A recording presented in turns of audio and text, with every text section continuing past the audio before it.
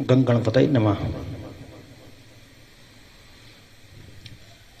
चलिए पुनः कथा में चले। मैया सती दक्ष यज्ञ में पहुंची। वहां अपमानित होने पर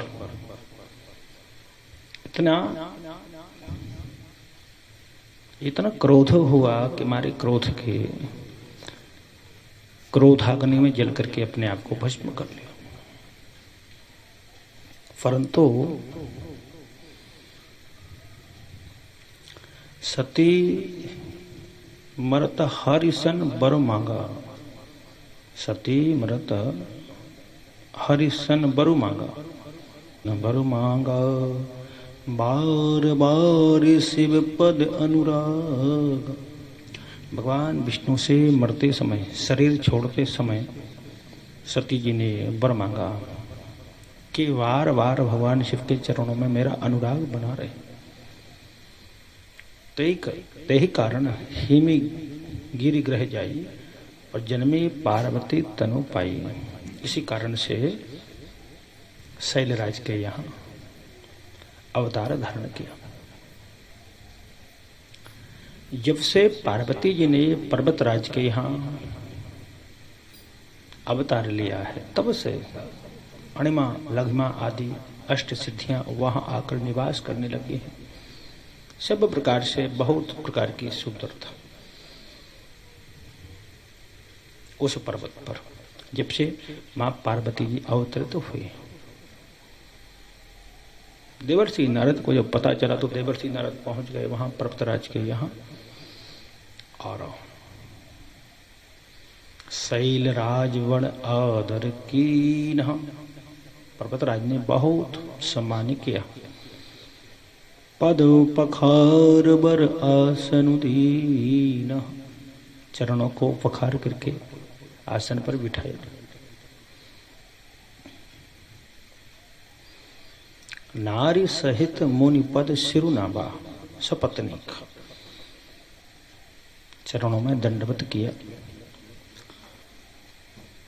चरण सलिले सबु भवनु सिंचा, जो चरणोदक था मुनि का वह सारे भवन में अभिसिंचन कराया। कहने का तात्पर्य उस चरणोदक से अपने घर और धर को पवित्र किया, शरीर पर अभिसिंचन किया। अपने सौभाग्य की सराहना की, अपने सौभाग्य को सराहा। निज सौभाग्य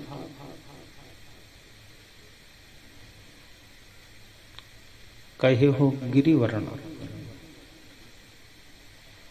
अपने सौभाग्य को मैं बड़ा सौभाग्यशाली हूं। हमारे जीवन में कोई संत महंत आ जाएं तो समझो कि हम बड़े भाग्यशाली हैं। कुछ लोग तो महाराज जी साधु ब्राह्मणों से राम राम नहीं करते कि कहीं राम राम इनसे कर लिया ना हमारे घर आ जाएंगे, दक्षिणा मांगेंगे, भोजन कराना पड़ेगा। लेकिन शास्त्र कहते हैं कि जिस घर में साधु ब्राह्मण आ जाए समझो आज हमारे अहोभाग्य है। निज सौभाग्य बहुत गिरिवर्ण, बहुत प्रकार से, बहुत एक प्रकार से नहीं कई प्रकार से अपने सौभाग्य की सराहना की।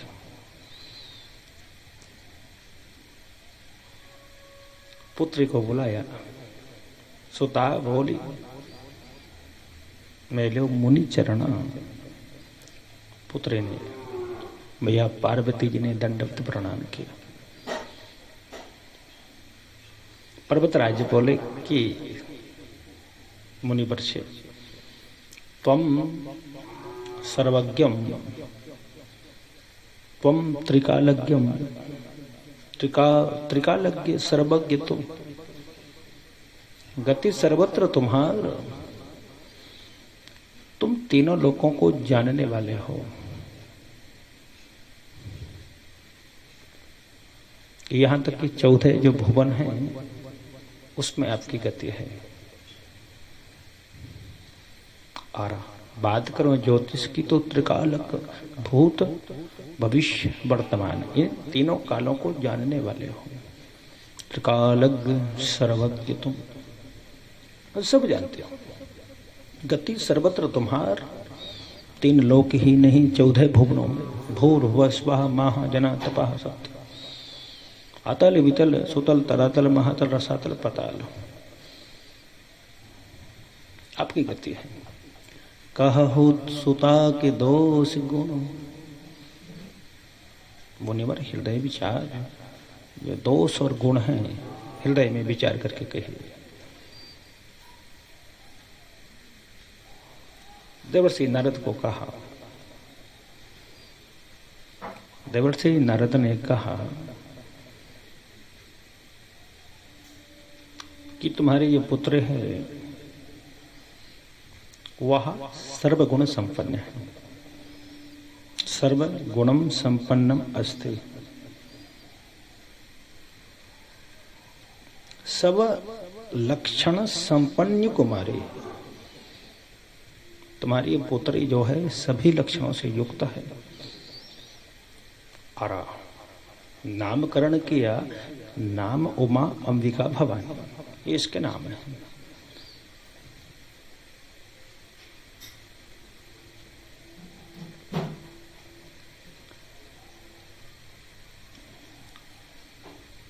सुता तुम्हारी सकल गुण खानी,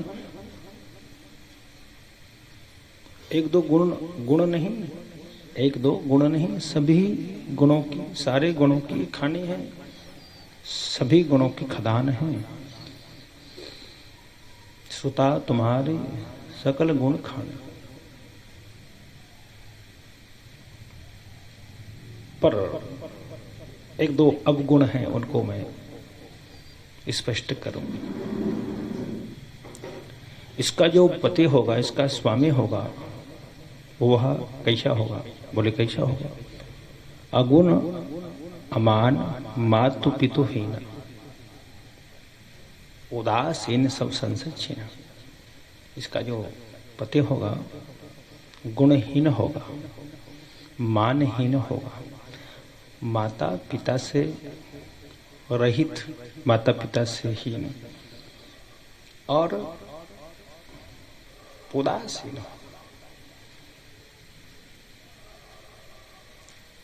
योगी, जटिल, नग्न, अकामी इत्यादि ये बातें हैं इसके पति के बारे में। जब इन बातों को सुनी मुनि गिरा सत्य जिए जानिए, और दुख दंपति ही उमा हर्षानी। इन बातों से राजा रानी को तो दुख हुआ, परंतु पार्वती जी हर्षित तो ही प्रसन्न हुई।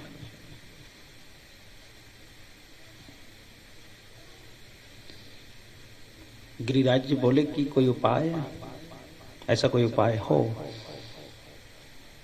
तो अवगत कराएं, बताएं। देवर्षि नारद बोले कि एक ही उपाय है, कहीं ये विवाह भगवान शिव से हो जाए तो सारे लोग जो दोष है उसको गुण कहेंगे। जो विवाह शंकर सन हो, दोष ही सम गुण कह सब कोई, भगवान शिव से विवाह हो जाए, इतना उपाय बता करके और वो वहां से विदा होकर चल दिया। अब मैनावती देखते हैं कि कोई ऐसा मौका मिले तो मैं पतिदेव से बात करूं, क्योंकि बच्चों से कभी भी ऐसी बात न तो कहनी चाहिए, न ही उनके सामने चर्चा करनी चाहिए। तो ऐसा मौका देखा तो पति ही एकांत पाई कह मैना। मैनावती बोली पति को एकांत में पाकर के कि नाथ ना में समझे मुनि बैना। हे स्वामी, जो देवर्षि नारद की बातें हैं मैं समझ नहीं पाई, उन्होंने क्या कहा।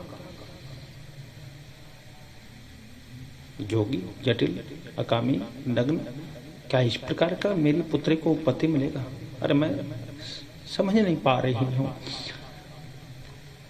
तो पर्वतराज ने कहा, ये बड़ू पावक प्रकट है ससीमाई। चाहे चंद्रमा से अग्नि प्रकट हो जाए, क्योंकि चंद्रमा बहुत शीतल होता है, चाहे चंद्रमा से अग्नि प्रकट हो जाए, पर नारद के वचन अन्यथा नहीं हो सकते। नारद वचन अन्यथा नहीं। तो मैनावती ने कहा कि मेरी भी, मैनावती बोली कि मेरी भी बात सुन लो। जो घरु वरु कुल होय अनूपा। देखो, घर, वर और कुल यद अनुरूप हो तो ही विवाह करना, अन्यथा नहीं। जो घरु वरु कुल हो ये अनूपा, करिए विवाह सुता अनुरूप। भले ही कुंवारी रहे पर घर वर कुल अनुरूप ना हो तो मैं विवाह कर नहीं सकती।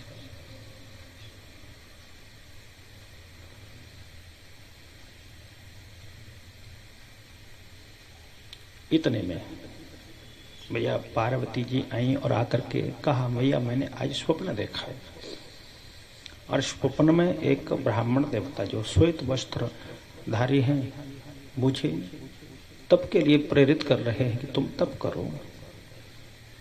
बोले भैया मुझे तप करना चाहिए, इच्छा नहीं थी, क्योंकि बाल्यकाल में बच्चों का बाल्यकाल शिक्षा दीक्षा का काल्य होता है। वो समय खाने पीने का होता है, पढ़ने लिखने का होता है, वो तपस्या का समय नहीं है। पर माता पिता ने मना नहीं किया और पार्वती जी ने निश्चय किया कि मैं तप करूंगी। तप करने के लिए गई, बहुत कठिन तप किया, क्योंकि तप से ही सब कुछ संभव होता है। तप में इतनी शक्ति है कि हम कुछ भी कर सकते हैं। तो तप करने के लिए गए, तो ऐसा कठिन तप किया। हम बात करें तप की, संवत सहस्र मूल फल खाए।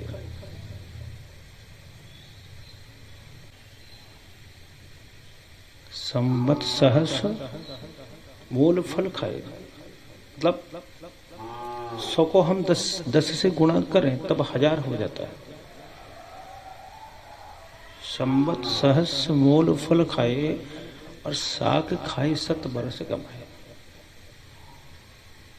1000 वर्षों तक मूल फल खाए और 100 वर्षों तक पत्ते खा करके तप किया। संवत सहस्र मूल फल खाए, साग खाए 7 वर्ष गमाए। ऐसा उग्र तप किया, ऐसा कठिन तप किया। कछु दिन भोजन बारी बताशा, और कुछ दिन तक बतासों के, जो पानी के बतासे होते हैं उनके भोजन के।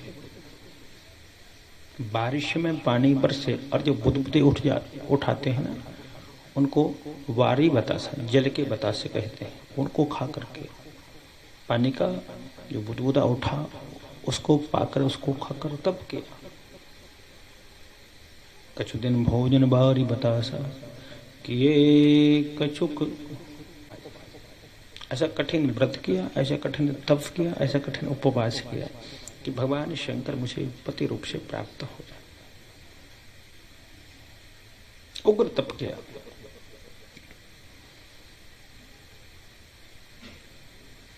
तब आकाशवाणी कि हे पार्वती उमा, तुमने जो तप किया है वो तप तुम्हारा सफल हो गया है। जब तुम्हारे पिता तुम्हें बुलाने आए हैं तो हट छोड़ करके घर चले जाना, ऐसे आकाशवाणी हुई। तो भगवान शिव की कथा, सती जी ने अवतार लिया हिमाचल के यहाँ, प्रबाल्य काल में, छोटी उम्र में, बचपन में तप करने के लिए घर से निकल पड़े। तप ऐसा नहीं, व्रत ऐसा नहीं, आराधन ऐसा नहीं कि कोई नियम ना हो, कोई खान पान का विरोध ना हो। ऐसा कठिन तप जिसमें 3000 वर्ष तक जो बिल्व पत्र नीचे गिर जाता उसको खाया।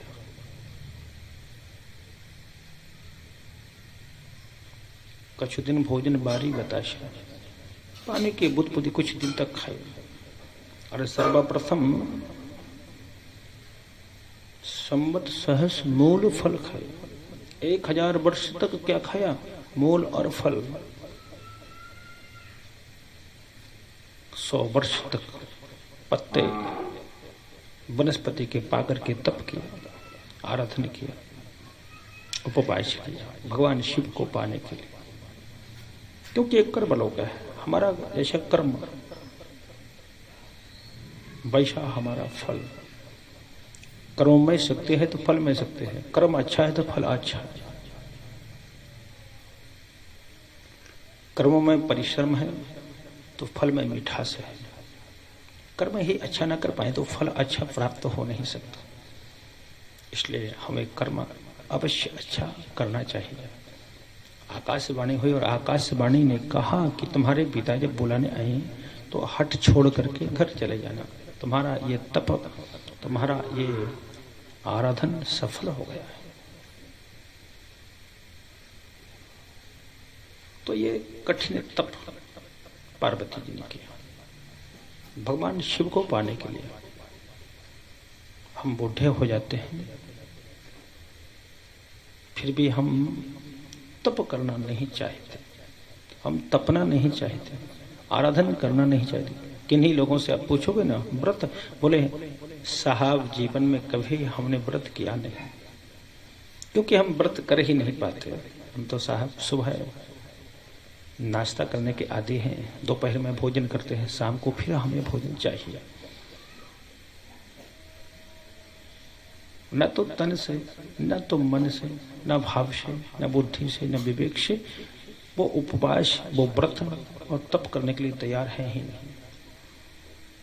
और तप हमारे जीवन में बहुत महत्वपूर्ण है। हमें भी तप करना चाहिए। हम ज्यादा नहीं कर सकते तो कम से कम जितना हम कर पाए उतना अवश्य करना चाहिए।